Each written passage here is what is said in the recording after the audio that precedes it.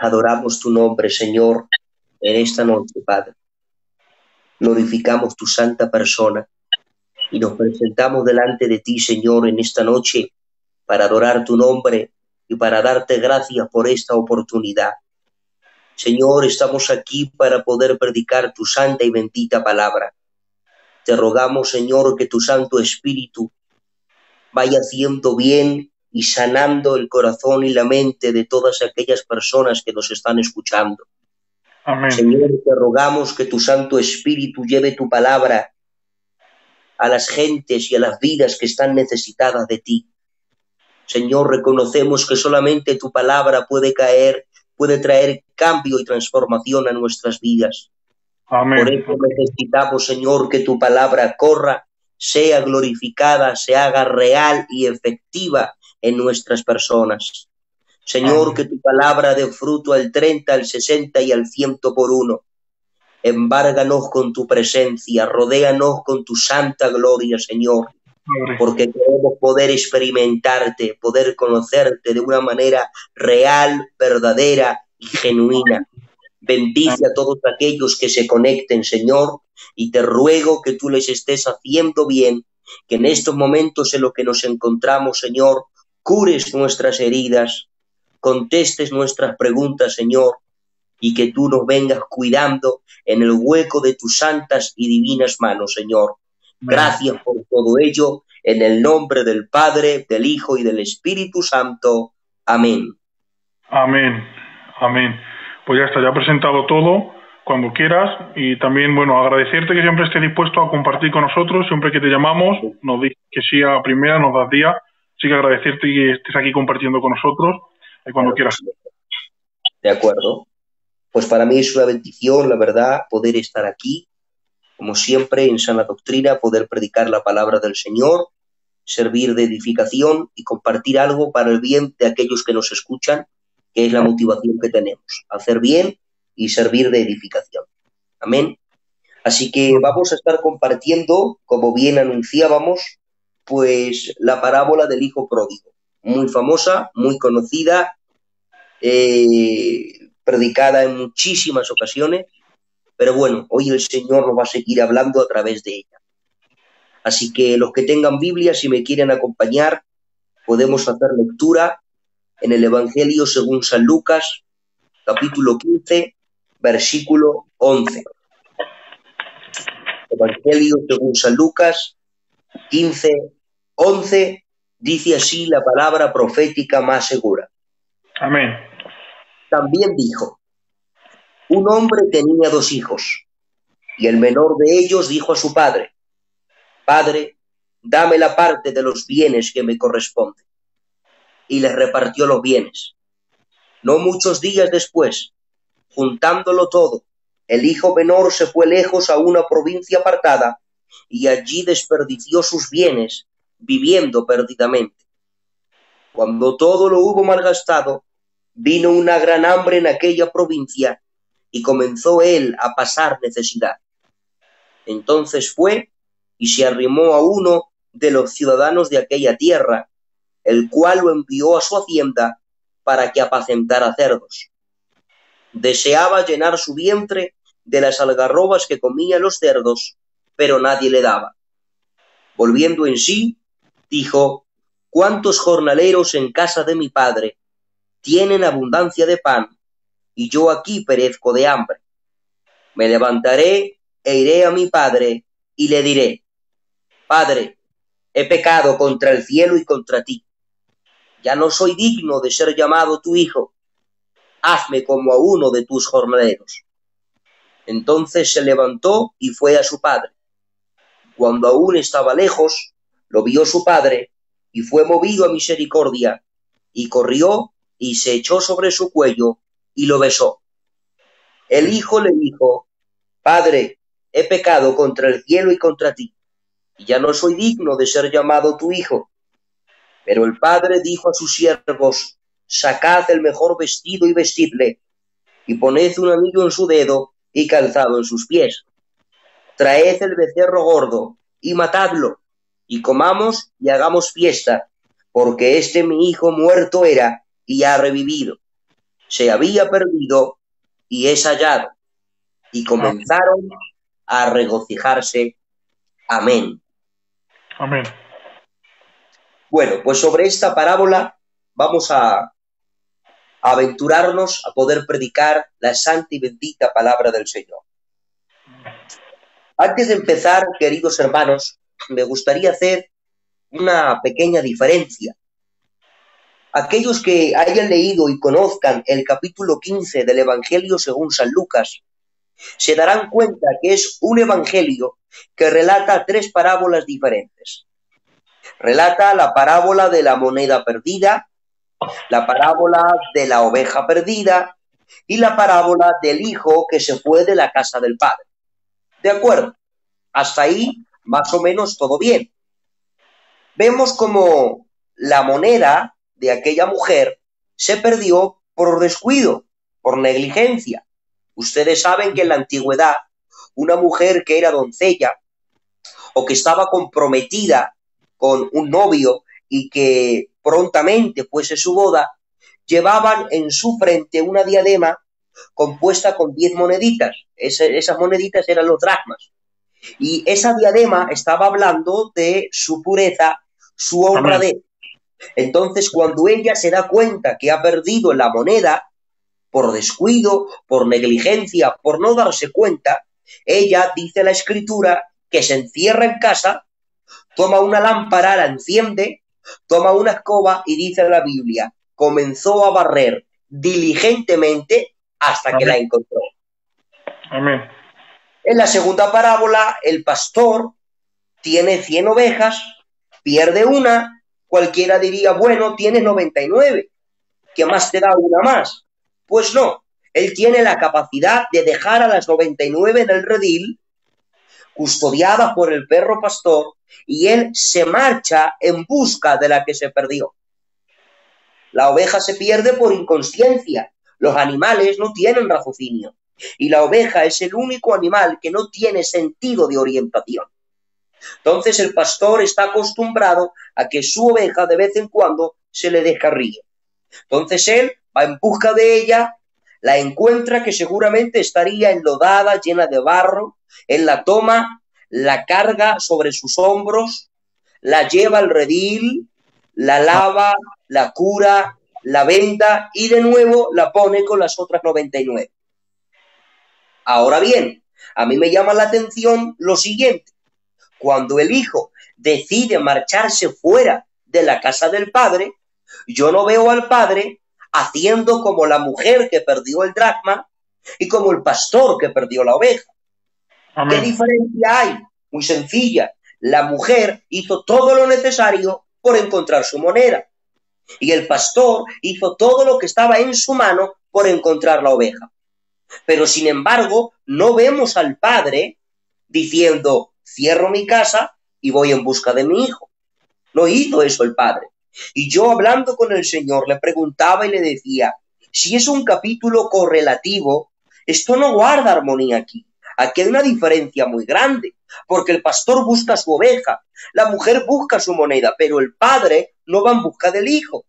Y de alguna manera el Espíritu Santo me ministraba mi espíritu y me daba a entender esto. Y me decía, es que el motivo es muy sencillo. El pastor puede ir en busca de la oveja porque la oveja no tiene raciocinio, no tiene orientación, no sabe lo que ha hecho. La mujer puede buscar su moneda porque la ha descuidado ella siendo negligente.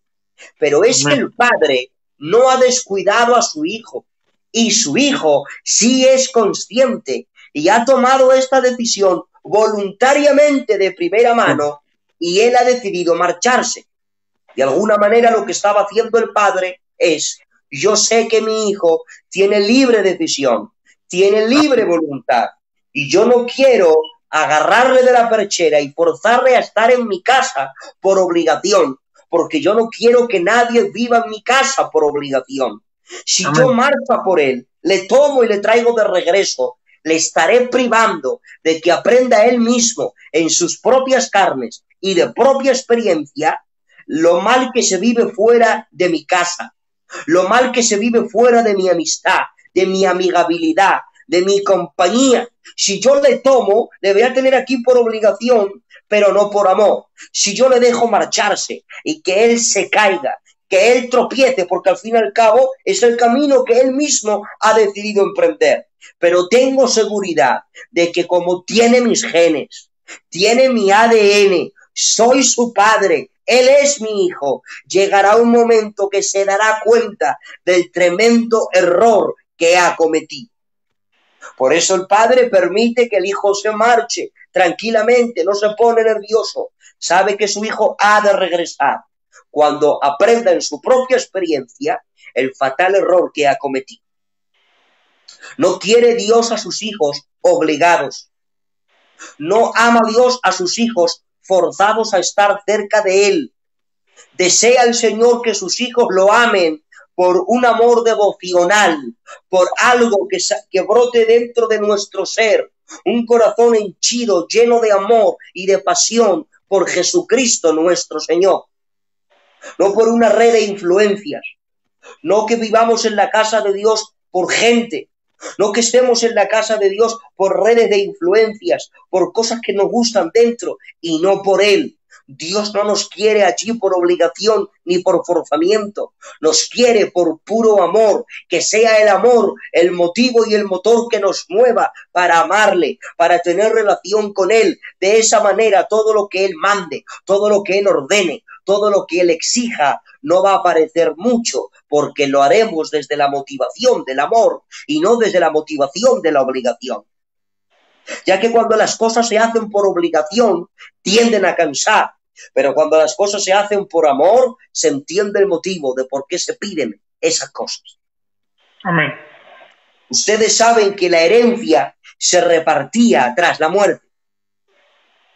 El padre de la casa judía, cuando estuviese a punto de morir en cama, haría el testamento, la doble bendición para el primogénito y lo restante a repartir entre todos los demás. Para que ustedes me entiendan, mi padre ha tenido 6 hijos. Supongamos que mi padre tiene 10 millones de euros. Y eso lo vamos a añadir luego al bloque de peticiones. Dios lo haga. Supongamos que mi padre tiene 10 millones de euros. Bueno, 5 serían para el primogénito, para el Ezequiel. Y los otros 5 serían a repartir entre los otros 5 hijos. Así se hacía en los tiempos bíblicos.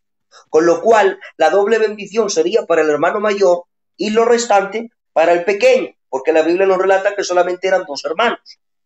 Pero esto se hacía cuando el padre estuviese a punto de morir, o en casos excepcionales, cuando el hijo quisiera formar una familia, levantar un hogar o levantar un negocio.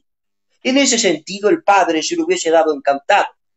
Pero el padre no nos relata la Biblia que no tuviera fuerzas o que estuviera enfermo. No nos dice eso la Biblia. La Biblia nos relata que sería un padre con vigor, que estaría trabajando por el bien de sus hijos y estaría principiando a sus hijos y educándoles para que ellos sacaran adelante el negocio familiar. Y sin embargo, el padre se ve con que el hijo no mayor, sino el pequeño, viene delante de él y le dice: dame la parte de los bienes que me corresponde.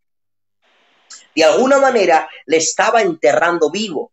Le estaba diciendo: no voy a esperar a que mueras para aprovecharme de tu herencia. Dámelo ahora. En pocas palabras, le estaba diciendo: no te necesito a ti, necesito lo tuyo. Dame tu dinero, dame la parte de los bienes que a mí me corresponde. Y me marcharé, porque no te necesito a ti, necesito lo tuyo y entonces seré feliz. Y lamentablemente esto entra dentro de la personalidad orgullosa y humana que todos tenemos. Yo no sé, pero conozco a mucha gente que vive amando más el poder de Dios que a Dios. Y pretenden utilizar, digámoslo así, la economía, el poder de Dios. Y pretenden enamorándose de ello, diciéndole al Señor: no me importa tu rostro, me importa tu mano. No me importas tú, me importa lo que tú puedas darme. Los dones que tú me diste, el potencial que en mí depositaste, el ministerio que me otorgaste, lo voy a utilizar para mi propio beneficio.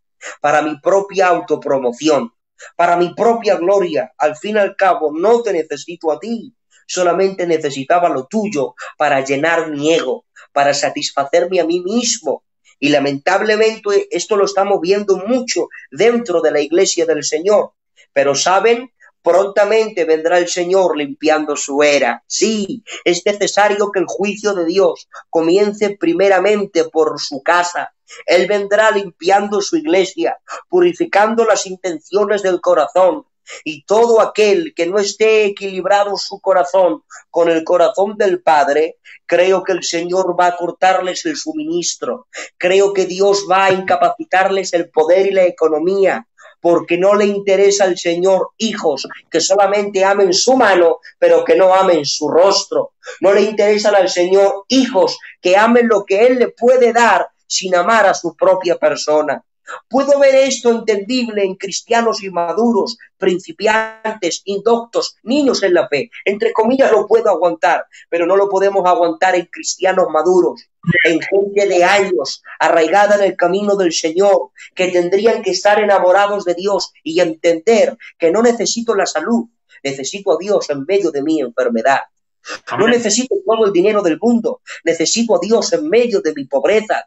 Y eso se entiende a través de la madurez, de la experiencia, de los años, de la relación con el Cordero, entendiendo que lo que me motiva a vivir, que lo más importante no es lo que Él pueda darme, sino contar con su gracia, con su amor, con su favor, con su autoridad, con su respaldo, contar con Él a mi lado y teniéndole a Él realmente, lo tengo todo y no necesito nada más.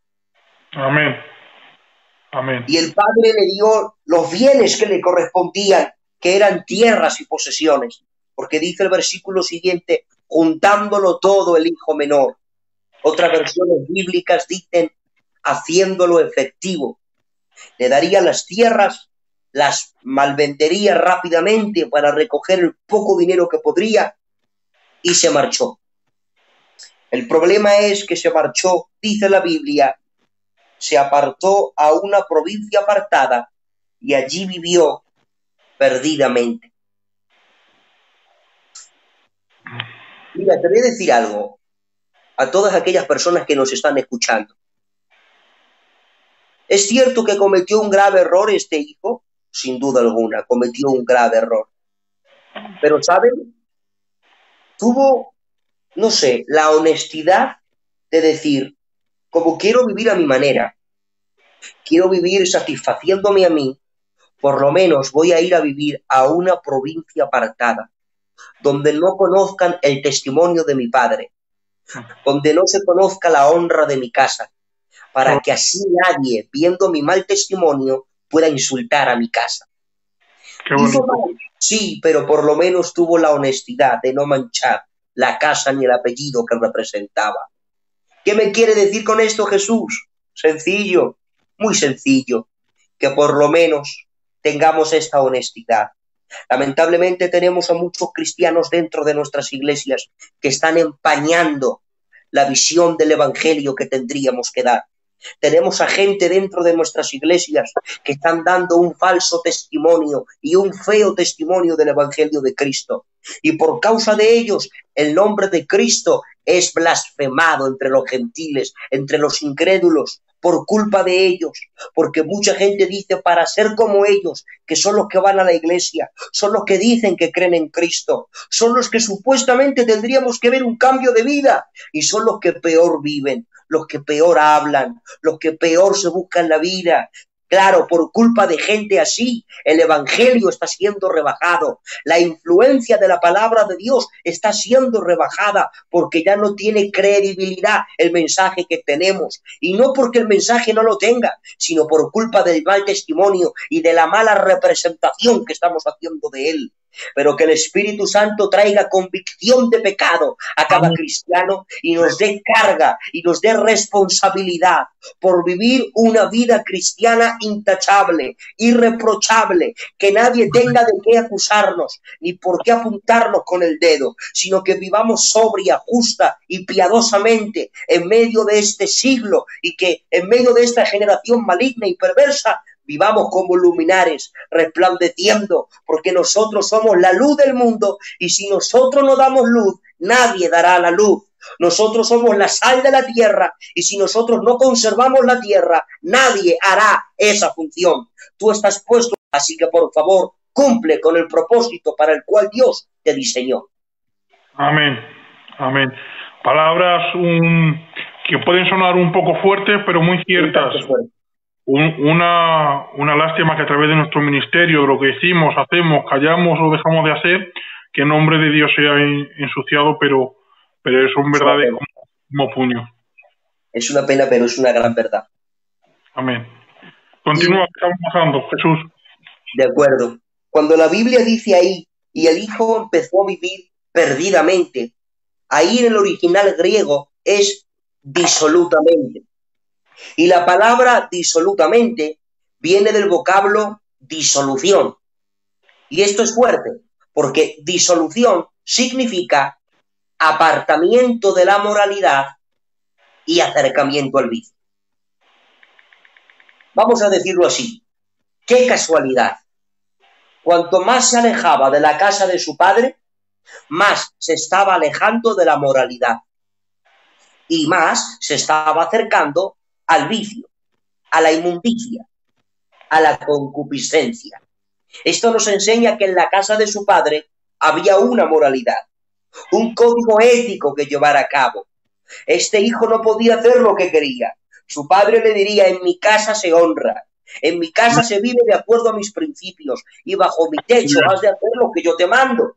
Por eso él probó suerte a vivir fuera de la casa del padre para vivir a su antojo. Y entonces comenzó a apartarse de la moralidad y acercándose al vicio. Empezó a indagar en su concupiscencia, a conocer esa bestia que todos llevamos dentro, pero que muchas veces no se manifiesta por un sencillo motivo, por el que dirán, por la gente que nos puede ver, por la gente que nos puede escuchar, porque estamos coaccionados en muchas situaciones. Dice Angeloso de Asturias, hay males que todavía no se han manifestado en nosotros porque todavía no han tenido la oportunidad. Y eso es una gran verdad. Eso es una gran verdad. Pero este hijo pródigo decidió hacer eso. ¿Cuál? No ponerle freno a su concupiscencia. Quiso indagar en su propio pecado. Quiso decirse a sí mismo, todo lo que tu ojo desee y todo lo que mi corazón ansíe, no le voy a poner freno. Voy a conocerme quién soy yo por dentro. Cuando terminó de conocerse, la Escritura dice que una gran hambre vino a aquella provincia, a él comenzó a faltarle y de repente se arrimó a uno de los ciudadanos de aquella tierra y le dijo, dame algo para comer. Y le dijo, mira, ve a mi hacienda y apacienta los cerdos. Para un judío, apacentar cerdos era algo totalmente inconcebible. Estaba escrito en el libro del Señor que el cerdo es un animal inmundo e impuro para ellos. El Señor les privó de comerlo para siempre. Y ellos, ver un cerdo, con mucho respeto, les era algo nauseabundo, algo totalmente repugnante, ver un cerdo, y no podían comerlo. Y darles de comer, algo totalmente inconcebible. Pero date cuenta, aquello que para él era una aberración, después de tanto tiempo, lo vio como el único medio para poder vivir. Con esto te digo, hay cosas que ahora tú y yo la vemos malas y decimos, ¿cómo han podido hacer esto? ¿No se dan cuenta que esto está mal? ¿No se dan cuenta que esto es abominable? ¿Que esto está muy feo? Sí, el regulador de la santidad de tu vida no eres tú. El regulador de tu santidad es el Espíritu Santo que vive dentro de ti. Amén. Tú no eres santo por ti mismo, porque tú seas bueno, no. Tú eres santo por el Espíritu Santo. Él te santifica y Él te hace tener deseos e inclinaciones hacia la santidad. Amén. Pero Sí. te animo, apártate de Él. Apártate de Él. No le dejes influir al Espíritu Santo en tu vida. Y lo que ahora ves como malo, comenzarás a verlo como bueno. Y lo que antes veías bueno, comenzarás a verlo como malo. Eso le pasó a este joven. Para él el cerdo era algo totalmente impuro, inmundo, pero la necesidad y el tiempo lo hicieron ver como algo necesario para poder vivir. Por eso, date cuenta, el regulador de tu santidad no eres tú, es el Espíritu Santo. Y a medida que tú te entregues, tú te doblegues, tú te rindas, tú te acerques, ese regulador de santidad irá aumentando a la santidad de Dios. Pero como tú te vayas alejando, permitas la frialdad, la apatía, la indiferencia, encontrar cobijo en tu corazón y en tu mente. Un día que no has orado, una semana que no leíste la palabra del Señor, un mes que no te congregaste con los hermanos y no ejercitaste un ambiente de fe. Parece que no, pero tú te estás alejando, estás perdiendo compañerismo con Cristo en la cotidianidad de la vida, y eso te va a hacer más tarde o más temprano, eso va a alterar tu visión, va a alterar tu forma de ver, tu forma de escuchar, tu forma de hablar. Sí, porque el regulador de tu santidad no eres tú, es el Espíritu Santo. Amén, amén. Pero ahí, en el peor de sus momentos, dice la Biblia, volviendo en sí. Y esto me hace mucho bien, porque ahí, volviendo en sí, otras versiones bíblicas dicen, dándose cuenta de lo que había hecho. Otras versiones bíblicas dicen, recuperando el juicio, volviendo en sí. Esto significa que el Espíritu Santo produjo en él un verdadero arrepentimiento. Amén. Bíblicamente nadie se puede arrepentir sin la ayuda auxiliadora del Espíritu Santo. No lo digo yo, lo dice la palabra del Señor. Dijo Jesús, el Espíritu Santo os guiará hacia toda la verdad. Dijo Jesús, cuando Él venga, convencerá al mundo de pecado, de justicia y de juicio. De pecado, por cuanto no creen en mí. De justicia, por cuanto me voy al Padre y no me veréis más. Y de juicio, por cuanto el príncipe de este mundo, el diablo, ha sido ya juzgado. Cuando el apóstol Pedro ha predicado a los gentiles, en Hechos capítulo 10, ha predicado en casa de Cornelio, él en el capítulo 11, de regreso, lo cuenta a la iglesia judía, porque estaban enfadados con él, cómo que has entrado en casa de gentiles e incluso has comido con ellos. Y empieza a contarles la visión y cómo los gentiles se han doblegado al mensaje del evangelio. Cuando los judíos han escuchado esto, fíjate lo que dicen. De manera que también Dios ha dado a los gentiles arrepentimiento para vida. Amén. Es Dios el que da el arrepentimiento. Y el apóstol Pablo dice en Romanos 2:4, ¿ignoráis que la bondad, la paciencia y la longanimidad de Dios os guían al arrepentimiento? O sea, es porque Dios es bueno, paciente y tiene largura de ánimo que produce en el hombre un verdadero y genuino arrepentimiento. Amén. Es muy importante saber que el Espíritu Santo es el que nos convence de pecado y nos incita a ese arrepentimiento, pero muy importante, Dios no se arrepiente por nosotros. Debe de ser algo personal del hombre y desear apartarse de aquello que ha hecho, porque podemos decir, Él es el que nos convence de pecado, Él nos guía a la verdad, pero no nos agarra y nos lleva hasta la verdad. Él nos convence de pecado, pero Él no se arrepiente por nosotros. Debe ser algo genuino del hombre, un arrepentimiento de apartarse de aquello que sabemos que a nuestro Padre no le honra. Eso es. De hecho, creo que es Juan 6:44 que dice Cristo, nadie puede venir a mí si el Padre no lo trajere primero. Bueno, ahí traer, algunos calvinistas han intentado interpretarlo, como tú has dicho, como que el Espíritu Santo tomase por la fuerza y trajera a Cristo. No, ahí lo que realmente está diciendo en el original griego, esto se lo escuché a Adán Losada, es que el Espíritu Santo convence, muestra el camino e influencia y el hombre toma la decisión. Amén. Es Dios extendiendo la mano al hombre y el hombre simplemente tomándola y Dios sacándote de ese lugar. Nada más. O sea, amén. El hombre se puede arrepentir, sí, cuando el Espíritu Santo lo ha preparado. Amén. Cuando el Espíritu Santo lo ha preparado y ha allanado el camino, ahora el hombre solamente lo que tú has dicho es agarrarse de la mano. Pero el que ha extendido primeramente la mano ha sido él. Amén. Y no hay excusa, porque Dios siempre extiende la mano al hombre pecador. Siempre.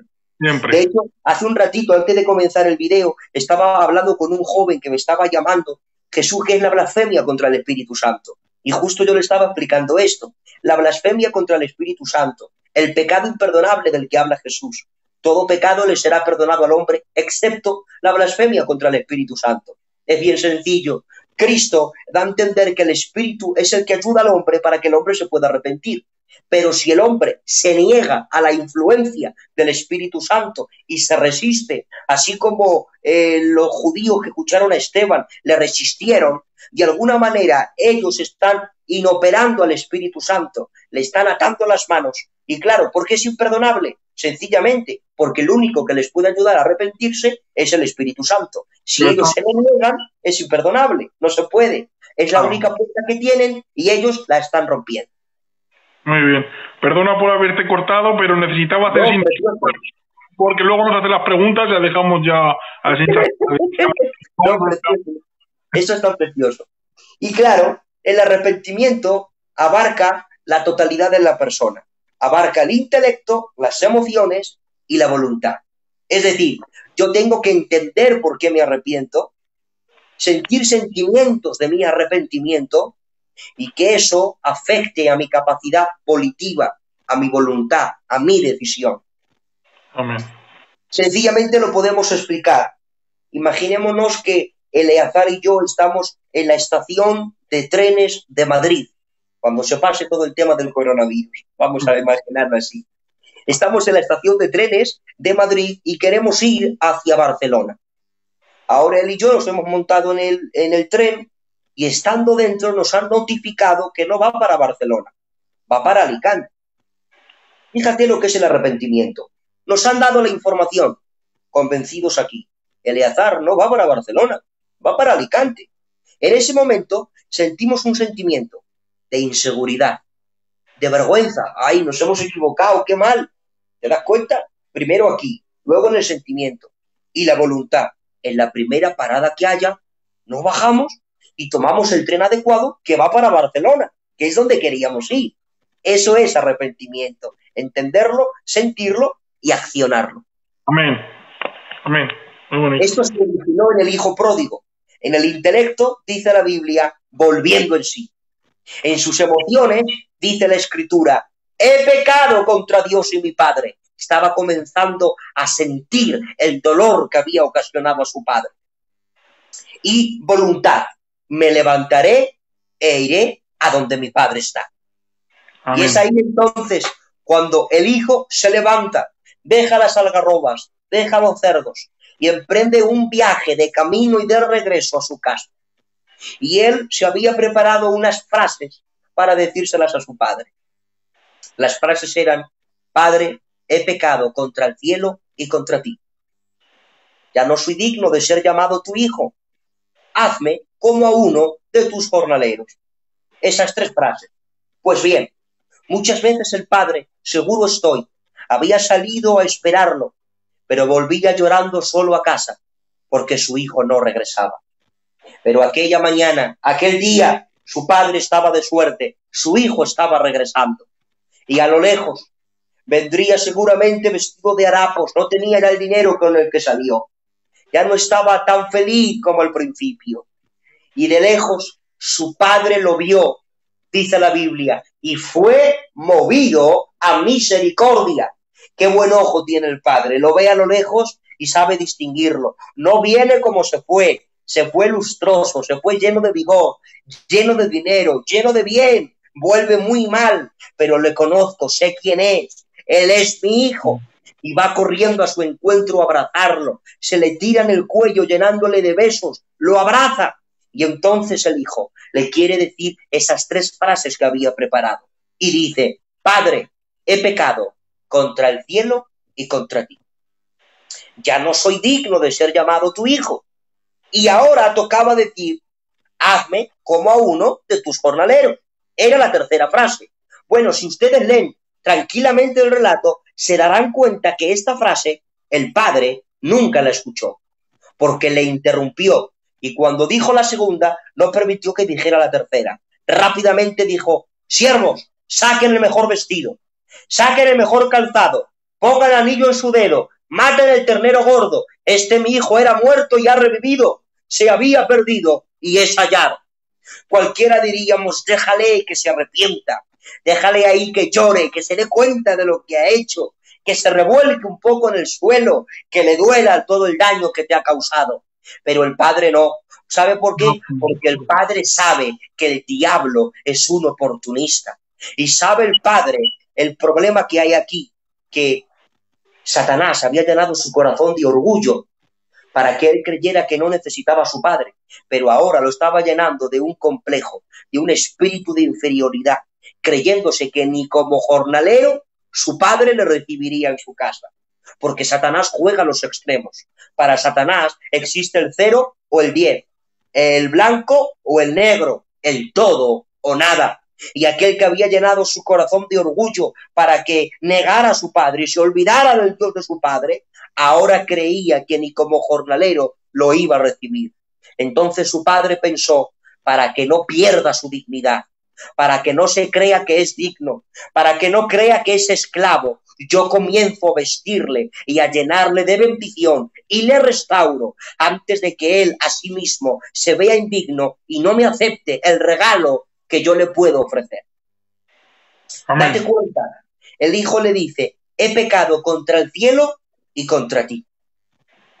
Un judío nunca menciona el nombre de Dios, es demasiado respetuoso para él. Cuando quiere hablar de Dios, dice el cielo. Por eso cuando él dice, Padre, he pecado contra el cielo y contra ti, le estaba diciendo, he pecado contra Dios y contra ti. Amén. Qué bueno que el hijo entendió que por encima de haber dañado el corazón de su padre, había dañado el corazón de Dios. Amén. Qué bueno es eso, porque lamentablemente a veces nuestros arrepentimientos falsos son por las consecuencias. Amén. Son por los segundos heridos, pero no nos damos cuenta que el pecado que has cometido ya no es que te hayas separado de tus hermanos en la iglesia, o que hayas perdido el buen testimonio, o que quizá no te dejen un ejemplo, participar de algo y veas como que te excluyen y te arrepientes por eso, por las consecuencias. Pero de esta parábola aprendemos que el primer motivo de tu arrepentimiento tiene que ser que has herido y quebrantado el corazón del Padre. Amén. Amén. Ese es el motivo principal. Y entonces el Padre, poniéndole el vestido, ustedes saben que el vestido en una casa hebrea estaba reservado para un huésped de honor.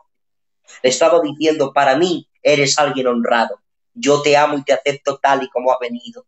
Te pongo tu vestidura de honra. Le pone el calzado porque él vino descalzo. Y en la antigüedad el que iba descalzo era porque era un esclavo. Y el que tenía sandalias era porque era príncipe. Tú vienes a mí como esclavo, pero yo te vuelvo la dignidad de cómo te marchaste de mi casa.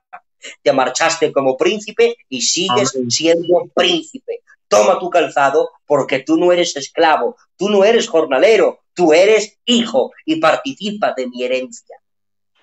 Amén. Y cuando le puso el anillo, ustedes saben que en la antigüedad el anillo se utilizaba para sellar los edictos de negocios en la casa. Le estaba diciendo, para mí eres útil. Sé que has menospreciado el dinero que te di, que lo has mal utilizado, pero tengo tanta confianza en ti que desde mañana mismo estarás trabajando en mi empresa, porque para mí eres útil y para mí eres importante. Amén. Amén. Qué bien. Matan el ternero gordo, que en una casa judía está reservado para una gran fiesta, para alguien de honra. Estaba diciendo, te mereces todo lo mejor. Pero si te he quebrantado, te he hecho daño, he malgastado el poder que tú me diste. Ya, pero lo has reconocido y has venido arrepentido. Y es lo más importante, que estás arrepentido y yo veo la intención. Entonces el padre prepara esa gran fiesta y viene el hijo mayor. Y escuchando los sonidos de la fiesta, llama a un criado para que venga, le pide explicaciones y le dice, vino tu hermano y tu padre ha hecho una gran fiesta para él, porque dice que estaba muerto y ha revivido, estaba perdido y es hallado. Y el hijo mayor, dice la Biblia, que no quiso entrar, de modo que tuvo que salir el padre, que es el anfitrión de la fiesta, tuvo que dejar solo a los invitados y salir a hablar con su hijo. El hijo mayor demostró su orgullo y su prepotencia, porque le dice, Yo, que nunca te he desobedecido. Vamos a ver, ¿qué hijo no desobedece a su padre? Alguna vez lo había desobedecido, pero lo que él estaba diciendo entre líneas es: yo te he desobedecido menos que él. Yo he roto un plato, él ha roto la vajilla entera. Y a mí no me das ni un cabrito para gozarme con mis amigos. Y él, que es el que más ha pecado, le haces una gran fiesta. A este hijo le podríamos decir, porque él dice, tu hijo, y él dice, no, tu hermano. No le trates como un forastero, él es tu hermano. Le estaba tachando al padre de falta de bondad y de justicia. Y encima reveló para qué trabajaba tanto tiempo. Dice, para un cabrito, para gozarme con mis amigos. ¿A tan poco aspiras? ¿Eres un esclavo que trabaja por salario? ¿No eres tú un hijo que disfrutas de mi herencia? Todo lo que tengo es tuyo. Coge lo que necesites, goza y disfruta. No vivas como un esclavo, atemorizado por el qué dirán, frustrado por el presente, por los fantasmas del pasado, por el miedo futuro, y vivas por salario. No hagas eso. Tú eres mi hijo, disfruta la herencia que a ti te pertenece. Amén. Además, al padre se le sirve por amor, no por interés. Dice la Biblia, trabajó Jacob por Raquel 7 años y le parecieron pocos días porque la amaba. Todo esfuerzo hecho desde la plataforma del amor no cuesta. Y esto es lo que nosotros tenemos que aprender. Él se vuelve loco porque él tenía méritos y no recibió nada. Pero el pecador, que solamente tenía como méritos acusaciones, recibió todo. ¿Por qué? Porque aquí uno no es justificado por sus buenas obras. Aquí uno es justificado por la fe en el regalo que Dios ofrece a aquel que está arrepentido. Amén. Entonces, en este mensaje hemos podido ver las 3 preguntas que yo dije a Eleazar. Número 1, ¿qué es un pródigo? Hemos podido ver que pródigo, siempre le hemos dicho, es el que se marcha de casa. Eso no es así. Pródigo es el que malgasta la herencia. Eso significa pródigo. Muy bien. Segundo, ¿qué es un arrepentimiento? También lo hemos podido ver. Y tercero, ¿cómo restaura Dios? Restaura Dios sin precedentes, sin recordar el pasado. Restaura Dios sanando el corazón, quitando traumas, perdonando pecados, borrando rebeliones, restituyendo a la comunión y al servicio en su obra. Amén. Esto es lo que tenía en mi corazón, no sé cuánto tiempo he estado, no sé si tú lo puedes ver por ahí, Eleazar. Nada, poco hemos estado, 47 minutos. Una maravilla. La verdad que hoy ha sido muy instructivo y aunque es algo que escuchamos muchas veces, siempre es una parábola de la que podemos sacar cosas nuevas, seguir aprendiendo. Es un tema que nunca se queda obsoleto. Es uno de mis pasajes favoritos de la Biblia. La verdad Mira, que sí, precioso. nos pregunta Abraham de Santiago. Abraham Sí. Santiago, ¿esa parábola es para enseñarnos la gracia? Sí, Jesús la explicó así. Jesús, yo lo he hecho de una manera devocional y aplicativa, pero en su sentido, podemos decir, doctrinal y literal, Jesús está haciendo una referencia sobre los fariseos y sobre la gente que estaba recibiendo en ese momento la gracia del Señor. Los fariseos estaban diciendo, Jesús les dice a ellos, las prostitutas, los malhechores y la gente de mala fama entran al reino de Dios antes que vosotros. Esto a ellos les salta los plomos. Nosotros somos los santurrones de turno, nosotros somos los que vamos al templo, hacemos las 3 oraciones, somos los que leemos la palabra, la Torá, 8 horas al día. ¿Cómo me dices tú que esas personas de mal vivir van al reino de Dios antes que yo? Bueno, porque vosotros confiáis en vuestras buenas obras, en todo lo que vosotros hacéis, pero ellos, como no tienen nada a qué agarrarse, solamente les queda confiar y depender de mí. Entonces, Jesús sí contó esta parábola, no tanto para el hijo pequeño, y no tanto para él, para el amor del padre, sino para el hijo mayor, porque el hijo mayor estaba representando a los fariseos, que están en casa porque conocen toda la liturgia del Señor y tienen la revelación del Antiguo Testamento, y ellos saben por revelación todo lo que el Mesías tendría que hacer, pero sin embargo no se alegran de que los pequeños vuelvan, que estaba hablando de la gente de mal vivir, que se ha apartado, pero que a través del ministerio de Jesús estaban reconociendo que la justificación para con Dios no es por obras, sino por gracia. Entonces yo creo que sí es una parábola que nos enseña, lo mismo no es que enfatice demasiado la gracia, que la enfatiza, pero lo que más pretende enfatizar es la no justificación por las obras, el no depender de uno mismo, de su autosuficiencia, sino de lo que Dios puede hacer por él, simplemente por fe aceptar el regalo que Dios brinda, nada más. Amén, muy bien. Pues como la cosa ha quedado tan clara y está también explicada, preguntas no hay más. Pero sí oramos 5 minuticos y ponemos un par de oraciones, Muy de bien. peticiones. Han puesto Jesús. Sí. Nuestro hermano José pide oración por su padre, se llama Isidoro, y está esperando un trasplante de riñón, y van a estar orando por él. Y Moisés Jiménez nos pide pues lo que estamos pidiendo todos de nuestros hogares, que Dios frene pronto esta pandemia, que consuele a aquellos que tienen pérdidas y que venga sanando a tantos hermanos que tenemos que han dado positivo en esta enfermedad y están ingresados. Que si quiere Jesús, haces una oración por estas peticiones. De acuerdo. Y si podemos dar por finalizado ya casi el programa. Hacemos esta oración. Vale. Adelante. Gracias. Adoramos tu nombre, Señor, en esta noche y te damos gracias por tu palabra predicada, Señor. Te rogamos que tú la vengas poniendo en nuestro espíritu y que tú, Señor, nos ayudes a ponerla por obra y por práctica. Amén. Amén. En esta noche, Señor, te queremos rogar por esta petición que todo este tiempo te estamos poniendo, Señor. Te rogamos por esta pandemia, Señor, y este virus que se está levantando.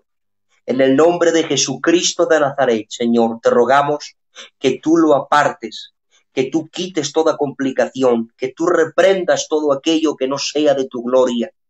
Te rogamos que tú des sabiduría, inteligencia y conocimiento a la ciencia para que puedan encontrar un fármaco, una vacuna, algo, Señor, para poder aliviar los síntomas y que tanta gente, Señor, pueda no morir y pueda seguir viviendo. Te ruego, Señor, por todos aquellos que a día de hoy están infectados. Señor, no hay nada imposible para ti. Tu palabra dice que la oración de fe sanará al enfermo y que por tus llagas hemos sido nosotros curados. Amén. Tu palabra dice que lo que es imposible para los hombres es posible para ti. Por eso te rogamos que tú, Señor, deposites tus manos de sanidad sobre los enfermos. Que tú ministres sanidad y salud a estos cuerpos, Padre, y que en el nombre de Jesús los levantes para gloria y honra y fama de tu nombre. Señor, te rogamos también por todas aquellas personas que han perdido seres queridos recientemente por este problema. Señor, te rogamos el bálsamo de tu Santo Espíritu para sus heridas, que tú vengas poniendo paz y gozo en medio de su dolor, Señor, que tú vengas sanando sus traumas y sus dolores psicológicos. Ven teniendo un encuentro especial con cada uno de ellos. Dedícales un rato, Señor, porque ellos tienen mucha necesidad de ti. Y también, Señor, quiero rogar en favor de nuestro hermano Isidoro, el cual está esperando un trasplante, Padre. En el nombre de Jesús, Señor, te ruego que todo esto se haga cada vez más veloz y más rápido, para que todo salga bien, Señor. Te ruego que tú sigas cuidando de él, que tú lo guardes y lo cuides en el hueco de tus santas y divinas manos, y que tú te glorifiques en medio de esta vida. Gracias, Señor, por todas estas peticiones. A ti te las encomendamos, sabiendo que tú tendrás cuidado de ellas. En el nombre de Jesucristo de Nazaret. Amén. Amén. Gloria al Señor. Amén. Gracias, Señor Jesús. A ver, nos ha salido otra pregunta. Jesús, si te parece bien, respondemos. Sí. Mira, nos pregunta hermano Manuel, ¿en esta parábola está comparando al padre del hijo pródigo con Jesús? Bueno, les digo, el Padre está tipificando al Señor en su forma de restauración. Sí es cierto que una parábola no tenemos que buscarle toda la interpretación, porque una parábola es algo que está al lado de otra cosa para poder dar luz y enseñanza. Es un ejemplo que Jesús puso. De hecho, la parábola del hijo pródigo como tal nunca existió. Simplemente es una historia que Jesús se inventó en ese momento para poder enseñar algo. Pero sí podemos decir que el Padre puede estar tipificando al Dios Padre, lleno de amor, gracia y misericordia, restaurando al pecador, perdonándole y aceptándole en su casa. ¿Por qué digo esto? Bueno, ahí vemos otros símbolos de la obra del Señor en la cruz del Calvario. Me explico. Cuando el Padre le pone la vestidura, le pone ese manto nuevo especial que el Padre tenía en su casa, esa vestidura está tipificando el manto de la justicia de Cristo, que Cristo ha puesto sobre los pecadores por la sola fe en su sacrificio. Y el ternero gordo que el Hijo comió está tipificando al Espíritu Santo. Está haciendo alusión a la obra completa de Dios. La muerte de Cristo como manto de justicia que se pone sobre ti para que el Padre no te vea ya en tu inmundicia, sino en el manto de la justicia de Cristo. Y el ternero gordo, el Espíritu Santo, que vive dentro de ti y dentro de ti corrige tu naturaleza, imparte un nuevo principio de vida espiritual para que lo que Cristo hizo por ti, el Espíritu Santo lo haga efectivo en ti. Entonces, podemos decir que el Padre tipifica a Dios Padre, el manto que le puso, el manto de justicia de Cristo, y el ternero gordo al Espíritu Santo, por decir que vive dentro del creyente y lo capacita para vivir la vida que agrada a Dios. Muy bien, muy bien. Bueno, hay alguna pregunta más, pero son de índole escatológica, así que las vamos a dejar para mañana, porque está Adán con el tema del rapto. Yo creo que mañana. Y así tampoco nos da un ataque, que son facilitas las preguntas de escatología. ¿Sí, no? Y bueno, anunciar, mañana tenemos a las 9:30 a Aarón Celma y Alonso de Mallorca, a las 9:30 en la alabanza. Muy bien. Y tenemos después a las 11, como he dicho, a la Dan con escatología. O sea, tenemos buena programación para mañana. Ya lo creo. Dios nos va a bendecir, así que mañana estaremos por aquí otra vez conectados. Nada, darte gracias por estar aquí con nosotros, Jesús. Ha sido una bendición. Y nada, pronto estaremos otra vez contactando para organizar otro directo, ¿vale? Amén. Gracias. Pues, por todos y que Dios os bendiga. Dios te bendiga, Jesús. Hasta la próxima. Igualmente. Dios os bendiga mucho.